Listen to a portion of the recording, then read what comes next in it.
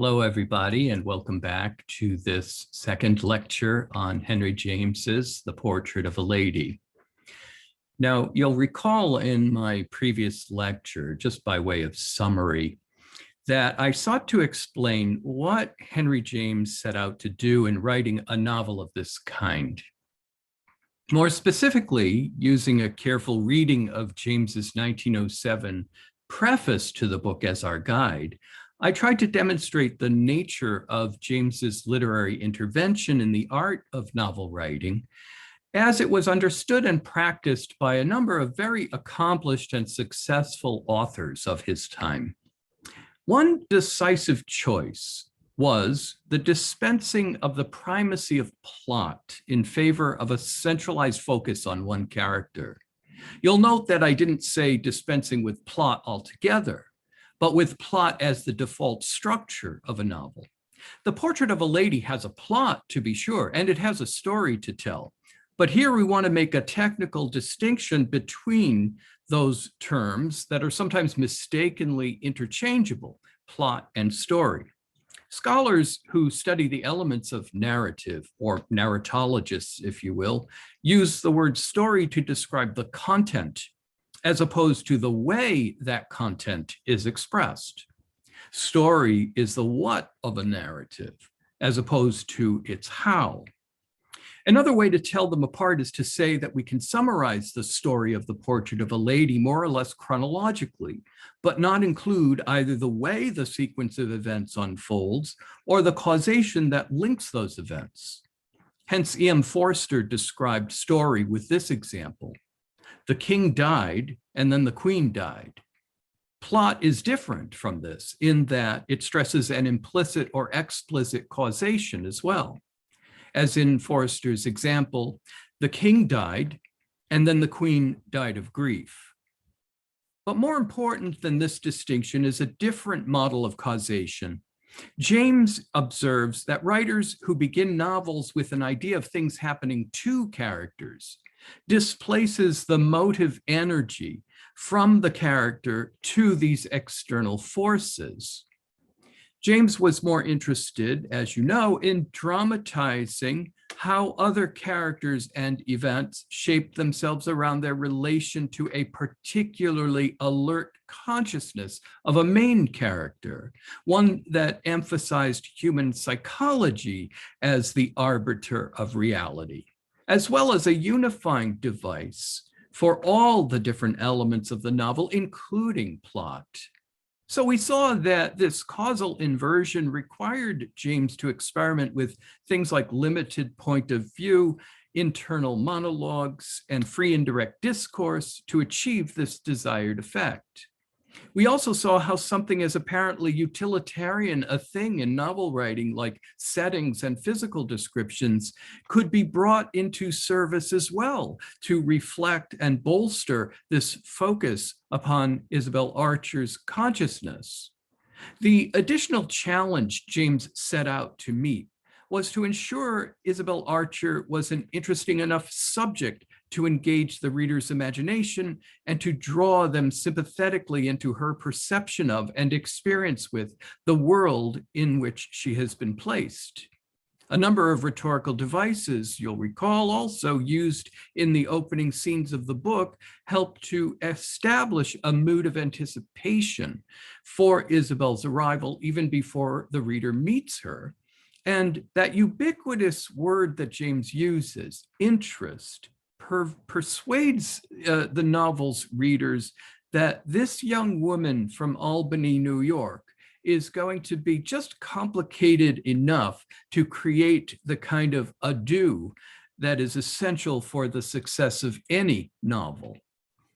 So, if we agree that James uses the first third of the book to engage our interest in the character of Isabel Archer, we can also hypothesize that the second half of the book takes up the issue of the consequences of being interesting. One of the ways James establishes our interest in Isabel Archer is by locating that interest in characters other than Isabel, like Mrs. Touchett, who finds her niece interesting enough to invite her to Europe, where all three of the gentlemen she first meets also find her interesting enough to invest their affections in her. Their interest bolsters and confirms our own, whether it takes the form of a marriage proposal by Lord Warburton or Caspar Goodwood, or the act of bequeathing her money. Interest means two things. It is an indication of value that moves others to invest in Isabel. And it can also mean a return or a profit of some kind for having done so. Mrs. Touchett, for instance, benefits socially by having a lovely young niece in tow as she moves through her social circles in Florence. In that sense, Isabel provides her aunt with social capital, making Lydia interesting in the eyes of her acquaintances. Lord Warburton and Caspar want a wife for their investment of interest, and Ralph Touchett wants some sort of vicarious thrill of seeing what his cousin will do with the freedom her newfound wealth provides. It's useful to point out two kinds of value as well that emerge in the novel as the cast of characters begins to shift its emphasis to Madame Merle and Gilbert Osmond. It's made pretty clear that a charming young woman like Isabel Archer does not immediately generate the kind of interest for these two characters that it does for the others that we've mentioned. Those characters value something in Isabel: her mind, her forthrightness, her generous spirit, and her curiosity about living that has nothing to do with financial wealth. It is only after Isabel is made rich that she draws the interest of Madame Merle and then Gilbert Osmond, because that money represents a tangible, instrumental, and utilitarian resource that has little to do with the other kinds of human value that I mentioned. While the novel begins with a general accrual of value around the character of Isabel, the second half might be said to be about spending and giving, taking and emptying. And in the process, money comes to be a dangerous lure, a burden, a reckoning with the question of what makes any person a person of value. The question also arises about whether freedom can be purchased by great wealth. If, on the one hand, it attracts unwanted attention, it also gives one the power to act on one's values, meet the requirements of one's imagination, or do some good in the world. So you can see one of the great themes of the novel emerge from this conflict between values. And as it does so, it draws into itself the question of national values as well, American beliefs, and the limits of those beliefs when they are tested against older, more sophisticated, and more jaded societies. My remarks today about the first half of James's novel revolve then around several topics that grow out of the broader hypothesis that I've laid out for your consideration. Since Isabel Archer embodies the more nuanced and complicated attributes of Americanness, I'll begin with an overview of her character. And when I say more complicated and nuanced, I mean that in contrast to, say, the more stereotypically American character, Henrietta Stackpole, as we discussed last time. So although readers may notice inconsistencies in Isabel's behavior and her thinking, these often have to do with the disparity between what she believes about herself and what she actually is. This in itself may be a consistent character trait in her, but it can also be understood as the trait that speaks most to her active and evolving consciousness of selfhood. To grasp the idea that Isabel's character is her fate, I think we need to look at the following aspects of that character. First, Isabel's desire for knowledge and her sometimes mistaken idea of what constitutes that knowledge. Certain blind spots or flaws in the character that are the result of her good qualities. Her conception of what freedom means, both for herself and for others. The specific attributes of Americanness that James imbues this character with. Isabel's relation also to intimacy, to her own body, to other people.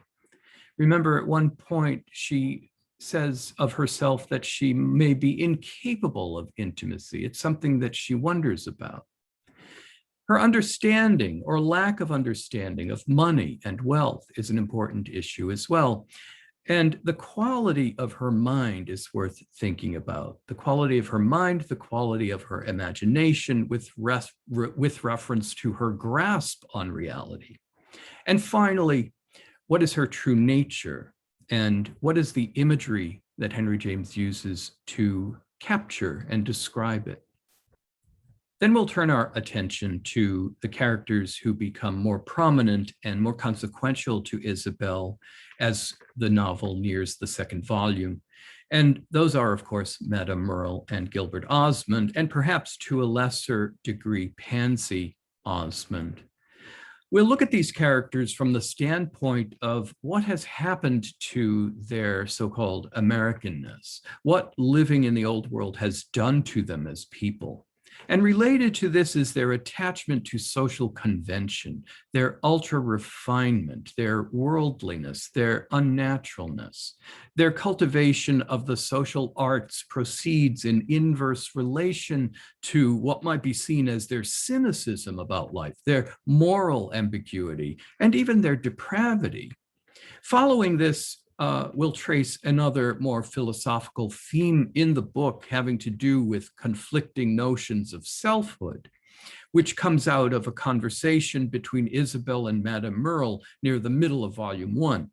Then we'll look in a more detailed way at the terms of Daniel Touchett's will, the addition of Ralph's inheritance to that of Isabel's, and what these financial transactions tell us about the emotional dynamics between these three characters. I'll also use this discussion point to make some historical observations about women, money, and divorce in the later half of the 19th century, both in the United States and in Europe. On the more literary side, I will conclude with an analysis of the imagery of insides and outsides, and think about the ways that James develops this set of metaphors to give shape to the themes of value, intimacy, and self-identity that we'll be considering. Okay, let's talk now about the character of Isabel Archer from what we understand of it in passages of the text. When she's first introduced to readers in the second chapter of the novel, the narrator describes the keynote of Isabel's character. Quote, "She was looking at everything with an eye that denoted clear perception, at her companion, at the two dogs, at the two gentlemen under the trees, at the beautiful things that surrounded her." This is what I meant by her alertness, her active consciousness, eager to take in as much as possible in as clear-eyed a way as possible. To be described, though, as having perception speaks to the ability of becoming aware of something through the senses, of having an intuitive understanding and insight. And while this is a good aptitude to have, the word perception suggests a grasp of surfaces, appearances, impressions that, of course, help us understand things just so far without the added assistance of further information. background details and personal histories, for instance, or the deeper processes of cognition. For that fuller grasp, that more complete knowledge, experience is needed to interpret that which lies under the surface of things.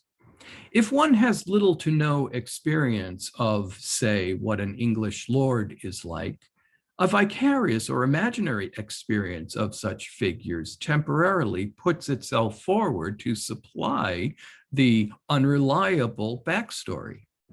"Oh," exclaims Isabel to Ralph, "I hoped there would be a lord," when she first sees Warburton. "It's just like a novel," she says. And she says this, of course, archly, not naively, as if disclaiming her attachment to reading before her sophisticated cousin.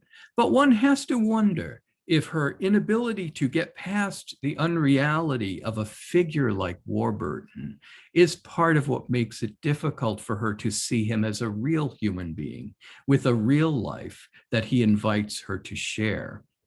Such a validating effect do our experiences have on our understanding of new people and new experiences that if we lack that direct encounter, we're unable to perceive it, like people's less than generous motives with regard to their treatment of us, or more pointedly, the nature of evil we cannot see in others because it forms no part of our own experience. When her aunt first encounters Isabel in the house in Albany, New York, she finds her reading a book alone in an empty room. At this point, the narrator explains that this is where her craving for knowledge is most apparent. Quote, "For her love of knowledge had a fertilizing quality, and her imagination was strong." Here again, these two concepts appear juxtaposed together in such a way that suggests a confusion between the two. Is knowledge the product of the imagination, or the true test of imagination's capacity to veer away from the facts knowledge provides us with to discern the truth of reality? On the other hand, does a store of knowledge from the books we read allow us to imagine a reality that lies outside our own experience? One additional fact about this scene might go unnoticed. As footsteps approach, Isabel pauses in her reading. The narrator picks up the thread by reporting, "It struck her first as the step of a person from whom she was looking for a visit, then almost immediately announced itself as the tread of a woman and a stranger, her possible visitor being neither." As we learn only later, this expected visitor is, of course, Caspar Goodwood, not quite a hero of romance, but the embodiment of a reality against which Isabel's imagination will struggle either to free itself from or to reconcile itself to. Her imagination, we learn a few pages later, and I'm quoting, "was by habit ridiculously active. When the door was not open, it jumped out of the window. She was not accustomed indeed to keep it behind bolts. And at important moments, when she would have been thankful to make use of her judgment alone, she paid the penalty of having given undue encouragement to the faculty of seeing without judging." In the Norton that we're using, that's on page 33. These kinds of statements help explain some of Isabel's mistakes and contradictions.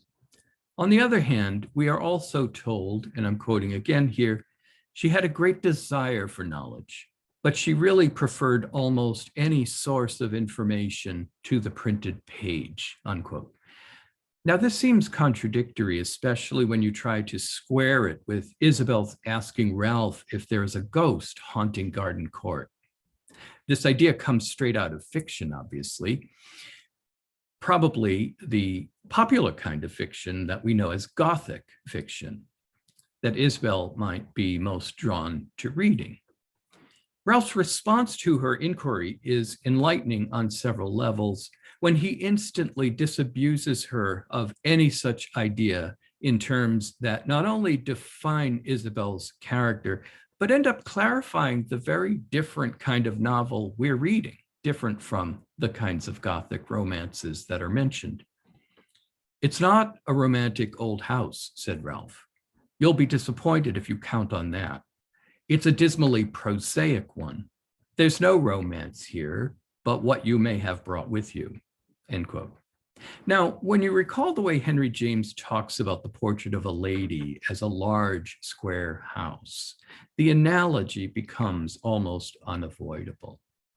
"We call them ghosts in America," says Isabel, which aligns her romantic views of the old world with her national affiliation to a country that doesn't have much of a history. And while Ralph admits to hoping she will never see a ghost at Garden Court, he inevitably becomes that ghost, along with the benevolent father who predeceases him. Those painful losses constitute experience or history for Isabel, as well as mark the passage of time for her, so that in her final return to Garden Court at the end of the novel, she enters a place both familiar and altered. "The girl," says the narrator a few pages later, "had a certain nobleness of imagination, which rendered her a good many services and played her a good many tricks." This capacity is inseparable, it appears, from her desire for knowledge. We get one of the fullest statements of this in chapter 6, when again the narrator weighs in with this summary. "Altogether, with her meager knowledge, her inflated ideals, her confidence at once innocent and dogmatic, her temper at once exacting and indulgent, her mixture of curiosity and fastidiousness, of vivacity and indifference, her desire to look very well and to be, if possible, even better, her determination to see, to try, to know, her combination of the delicate, desultory, flame-like spirit and the eager and personal creature of conditions. She would be an easy victim of scientific criticism if she were not intended to awaken on the reader's part an impulse more tender and more purely expectant." Now, for someone who craves knowledge to the degree that Isabel does, it's certainly curious to hear her say to her friend Henrietta Stackpole that she doesn't know where her fate is leading her, and that pointedly, quote, "I find it very pleasant not to know. A swift carriage of a dark night, rattling with 4 horses over roads that one can't see, that's my idea of happiness." Henrietta, being the pragmatic realist that she is, given her career as an American journalist, instantly responds that Mr. Goodwood certainly didn't teach you to say such things as that, like the heroine of an immoral novel.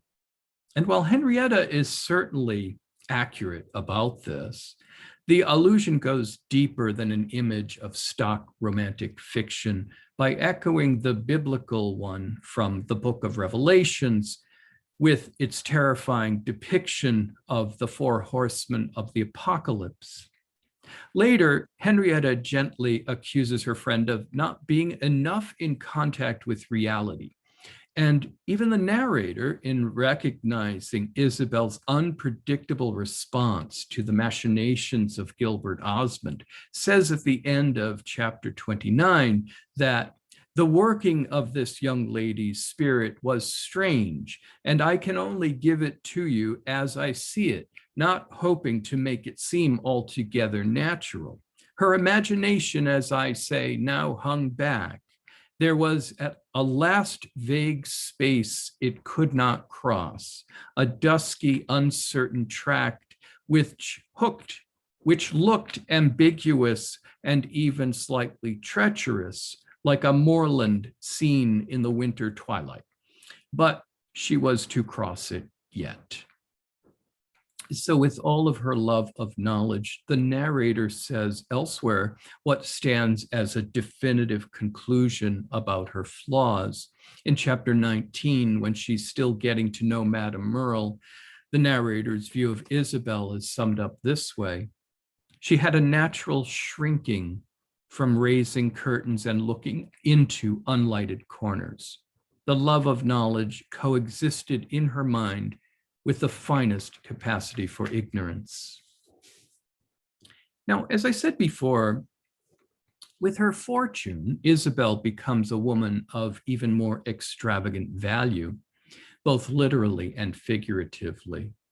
That value is a double-edged sword in that it attracts others to what she has. This, of course, happens almost immediately when Madame Merle brings her to the attention of a single father named Gilbert Osmond, a man with little actual wealth, but an appetite for conventional art, exclusive company, and a young daughter named Pansy, who is ready to leave her convent school and be introduced into society. The point is that Pansy, in order to be competitive in the marriage market in Europe, needs a large dowry from a parent who, turns out, cannot provide one. In a sense, Pansy's innocence and neediness will become the pawn luring Isabel's feelings toward Osmond. The backstory, of course, is that the mysterious Madame Merle is the former lover and biological mother of Gilbert Osmond's daughter. She schemes to bring Isabel into a marriage with Osmond, who turns out to be exactly the most awful choice compared with the two suitors Isabel has already declined. The money causes other conflicts as well. Whereas most people understand the power of money as well as its potential to convey the value of a person, Isabel doesn't understand this. She doesn't understand it because she never learned about it. Her father, who has up to his death provided her with all she needed, was nevertheless a spendthrift, a gambler, and a borrower of money from other people. But more importantly, Isabel's idea of her own self-worth is a more intangible thing, something internal that struggles with the external sign of her wealth. Let's stop for a moment to consider just how rich Isabel is made by her uncle and cousin. I also want to suggest that Volume 1 of the novel, in several ways, including her inheritance, her capacity to attract interest, her opinions, and other symbolic indications, can be read as I said before, as a steady accretion of value. And Volume 2 can be read as the assault upon or depletion of a certain component of that value. So just how rich is Isabel Archer after her inheritance? Well, once her uncle has died, Mrs. Touchett reveals to Madame Merle that her niece comes into something like £70,000, which you'll remember is an inheritance augmented by Ralph, considerably augmented by Ralph, who insists on giving over half of his own inheritance to his cousin. Now, that, again, investment of an enormous amount of money speaks to his affection, his love for Isabel is measured by that gift of inheritance. This is also, remember, in combination with the smaller inheritance that Isabel has received from her own family. Mrs. Touchett also discloses that this money is to remain in the affairs of the bank that Daniel Touchett owned, and she, Isabel, is to draw interest on it. That's an interesting tidbit of information.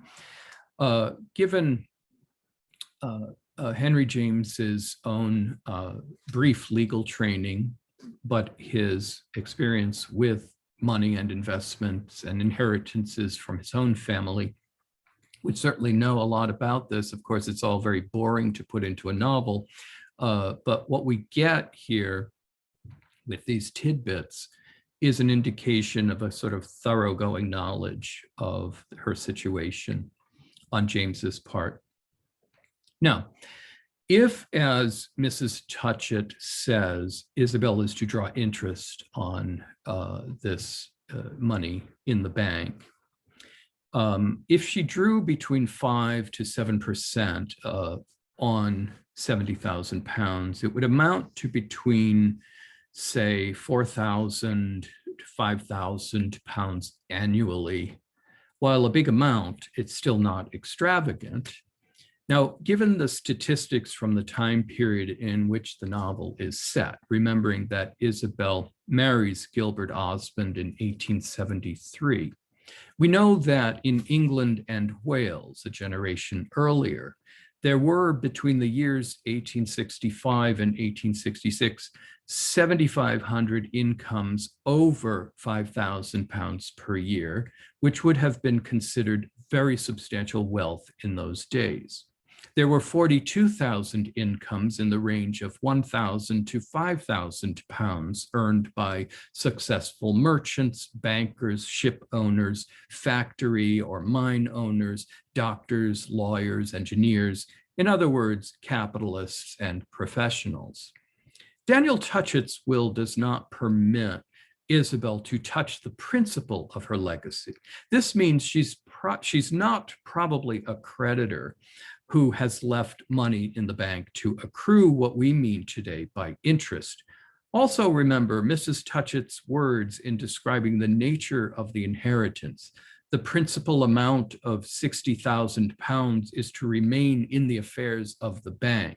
And there's a little slip up in James's writing when you'll remember that Mrs. Touchett mentioned £60,000 first, and then £70,000 when she's talking to Madame Merle. So it's a bit of a mistake in the text. But, having said that, it's still an enormous sum of money. Now, the more accurate meaning of interest in the way that Mrs. Touchett is using it has to do with Daniel Touchett having made his niece a part owner of the bank itself, a recipient of a share in the bank of which he has gained a preponderant control. The word interest at the time could mean having, quote, a legal concern in a thing, especially the right or title to property, or to some of the uses or benefits pertaining to property. Evidently, this is how Mrs. Touchett is using the term. If in fact, then, Isabel is drawing 5 to 7% interest on just the deposited principal of £60,000, we'll say, that would translate into US currency today of about $475,000. But if Isabel is sharing in the profits of the bank she now partly owns, that figure would be considerably higher. There are good historical reasons for this. Remember that Daniel Touchett is an American who comes to England during a period of the 1860s, which would put him in an opportune position to profit from investments in the burgeoning railroad industry.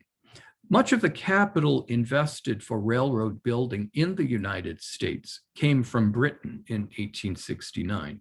This is the year the Transcontinental Railroad is completed in the United States.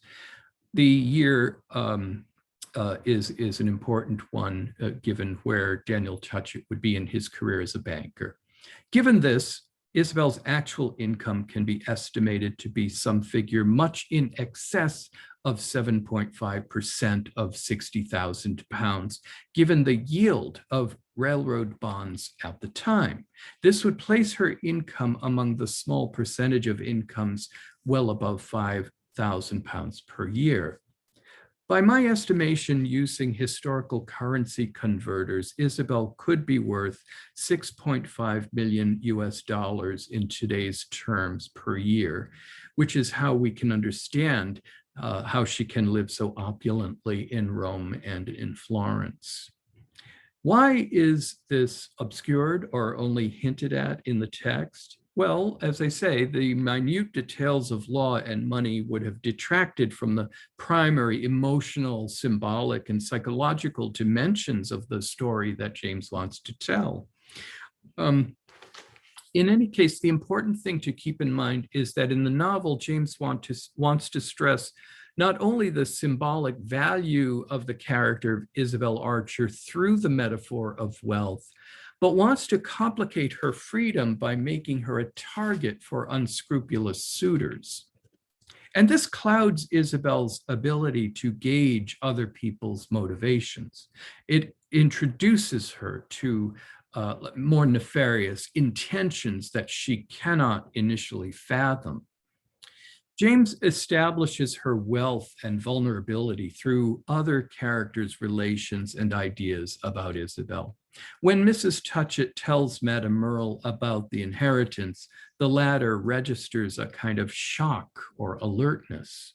Both Henrietta and Caspar Goodwood come to believe that Isabel can leave Osmond after their marriage without legal or financial difficulty. They both urge her to seize her freedom near the end of the novel, appearing to assume that Isabel has secure possession of her legacy. So what are the facts that support these characters' conclusions? Under American and British law, Gilbert Osmond would be unlikely to be able to draw on Isabel's principal legally or to control it in any way. In the United States by 1880, divorce was already increasingly common, as Henrietta talks about our Western cities and a divorced woman's property as belonging solely to herself. In English courts of equity, wives were granted separate estates. Under common law, most of the wife's property became her husband's unless it was protected by testamentary restrictions or by a restrictive marriage contract. In 1873, the implied year of Isabel's marriage, the property of a married woman in England was still largely unprotected from her husband, either by common law or by statute law. Nevertheless, affluent parents who wished to protect their daughters had the means to do so through the equity courts. There, the device of a wife's separate estate evolved the definition of property settled to the wife for her separate use independently of her husband. Daniel Touchett, before his death, asks for his solicitor. He has mentioned in the text the possible threat of fortune hunters. Even when a husband and wife separated without legal sanction, Isabel's property could not pass automatically into Gilbert Osmond's hands. Interest drawn by or for Isabel would have been her property under both British and Italian law. James would have known this because these were parliamentary debates going on throughout his time in England. And this all rather complicates Isabel's decision to remain with Gilbert Osmond, who increasingly demonstrates his hatred of her. So you can see from this that Isabel has an obvious monetary or material value in addition to all of her other qualities. Her inheritance or spending power has been greatly enhanced, and it has great potential. But what does James do with this concept or meaning of value? Has Isabel's increased financial value augmented the non-financial values that she already has as a person? Or have the material values displaced those more intrinsic values? Or has it enhanced them? Does money allow her to expand her sense of self through the expenditure of that money? For example, purchasing more things, property, etc. Well, you'll remember Madame Merle's claim that and I'm quoting here from page 144 in the Norton, "When you've lived as long as I, you'll see that every human being has his shell, and that you must take the shell into account. By the shell, I mean the whole envelope of circumstances. There's no such thing as an isolated man or woman. We're each of us made up of some cluster of appurtenances. What shall we call ourself? Where does it begin? Where does it end? It overflows into everything that belongs to us, and then it flows back again. I know a large part of myself is in the clothes I choose to wear. I have a great respect for things. One's self for other people is one's expression of one's self. And one's house, one's furniture, one's garments, the books one reads, the company one keeps, these are all expressive. The word expressive here connotes a kind of visibility, or the kinds of monetary outlays or expenditures or performances that extend the creation of the self. Now, Isabel's response to this offers yet another view, a conflicting one of the self that's quite different from Madame Merle's. And on that same page, we hear this. This was very metaphysical. Not more so, however, than several observations Madame Merle had already made. Isabel was fond of metaphysics, but was unable to accompany her friend into this bold analysis of the human personality. I don't agree with you. I think just the other way. I don't know whether I succeed in expressing myself, but I know that nothing else expresses me. Nothing that belongs to me is any measure of me. Everything's, on the contrary, a limit, a barrier, and a perfectly arbitrary one. Certainly the clothes which, as you say, I choose to wear don't express me, and heaven forbid they should. So in this debate Isabel has with Madame Merle about the true nature of the self, Madame Merle argues that possessions express who one is, clothing, houses, etc., external things, in other words. On the other hand, Isabel's idea is that nothing external can express her, that the self is interior, and anything that expresses it to the world limits what the self is or can be. In other words, she resists identifying herself with what surrounds her or what other people see of her. For her, this is a kind of freedom or a value that requires protection.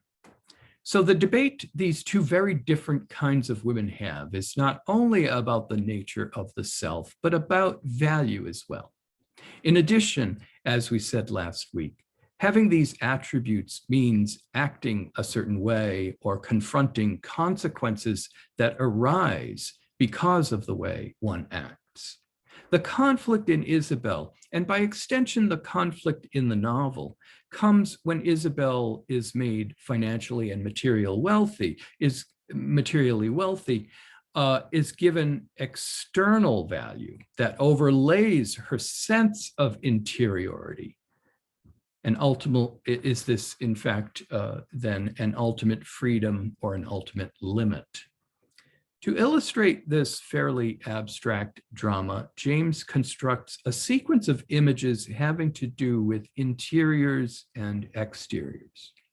And as we track the movement of these descriptions, we can see the more human drama of manipulation, power plays, and resistance to evil. Now, what I want to suggest here is related to what I briefly mentioned about Isabel's relationship to intimacy. The word intimacy comes from a Latin biological term, intima tunica, inmost layer. And if we correlate this image, which is like an onion peeling and peeling layer after layer to get inside, but really there's no getting inside because everything turns out to be a layer. That the novel form as it developed in the 19th century was more increasingly about tapping into what this intimacy meant, what this sort of interior self looked like, what it felt like, how to express it, how to understand it. So if you're talking about the kind of classic bourgeois middle class novel, especially a kind of psychological novel of the type that Henry James is putting into circulation at this point, then the sort of default way of understanding that kind of novel is as penetrating the interior of a person, because the self is located in that ineffable center. Now, the language that James uses to describe a very different conception of self, in other words, a character who has a very different conception of the self. It's not just Madame Merle, but it's also Gilbert Osmond, of course, who's all surface. Upholstery is a word that comes into play with regard to his character. So the language that James uses to describe Gilbert Osmond's desire for Isabel, you'll notice, has really nothing to do with romantic love. It has nothing to do with physical desire even. It has nothing to do with an appreciation of her character, her habits, her cast of mind, her spirit, but everything to do with turning her full personhood into an ornament that he can add to his image of himself. For example, when he learns that Isabel has declined Lord Warburton's proposal of marriage, he recognizes her value. Quote, he perceived a new attraction in the idea of taking to himself a young lady who had qualified herself to figure in his collection of choice objects by declining so noble a hand, end quote. A little later, he describes Isabel as having sometimes a too precipitate readiness. It was a pity she had that fault, because if she had not had it, she would really have had none. She would have been as smooth to his general need of her as handled ivory to the palm. So you see in that simile the conversion of Isabel into a precious material object. The substance of ivory that, if rubbed and squeezed long enough, begins to take on the impress of the one who possesses it. Again, if you only believe in the empty exteriority of the self, you believe in appropriating people, using them, making them ornaments. Her cousin Ralph warns her that Osmond is going to put her in a cage. Later, he speaks directly about her value. At these words, says Ralph, says the narrator of Ralph, at these words, a sudden passion leaped to Ralph's lips. Ah, that's willful. That's unworthy of you, he says to his cousin Isabel about marrying Osmond. You were not meant to be measured in that way. You were meant for something better than to keep guard over the sensibilities of a sterile dilettante. And of course, this is the conversation they have that causes a fracture in their relationship. A dilettante, of course, means a person who has an amateurish or superficial interest in the arts or other branches of knowledge. So Ralph is really emphasizing Osmond's surface features and emptiness of depth. But the other thing about the language to notice here is words like measuring and unworthy, because this is the vocabulary of value that the novel uses. And it is our access to the world of values in the novel. So on page 243, we learn how Osmond measures Isabel's value. Madame Merle had made him a present of incalculable value. What could be a finer thing to live with than a high spirit attuned to softness? For would not the softness be all for oneself, and the strenuousness for society, which admired the air of superiority? What could be a happier gift in a companion than a quick, fanciful mind which saved one repetitions and reflected one's thoughts on a polished, elegant surface? Osmond hated to see his thoughts reproduced literally. That made it look stale and stupid. He preferred it to be freshened in the reproduction, even as words by music. Now, to look at this from Isabel's point of view, let's consider the metaphor of insides and outsides at perhaps the most crucial moment in her relationship to Osmond. This is around page 216, 217. It is, in effect, a seduction scene. The two remained a while in this situation, exchanging a long look, the large, conscious look of the critical hours of life. Then he got up and came near her, deeply respectful, as if he were afraid he had been too familiar. "I'm absolutely in love with you." He had repeated the announcement in a tone of almost impersonal discretion, like a man who expected very little from it, but who spoke for his own needed relief. The tears came into her eyes. This time they obeyed the sharpness of the pang that suggested to her somehow the slipping of a fine bolt, backward, forward. She couldn't have said which. The words he had uttered made him, as he stood there, beautiful and generous, invested him as with the golden air of early autumn. But morally speaking, she retreated before them, facing him still, as she had retreated in the other cases before a like encounter. "Oh, don't say that, please," she answered with an intensity that expressed the dread of having, in this case too, to choose and decide. What made her dread great was precisely the force which, as it would seem, ought to have banished all dread, the sense of something within herself, deep down, that she supposed to be inspired and trustful passion. It was there like a sum stored in a bank, which there was a terror in having to begin to spend.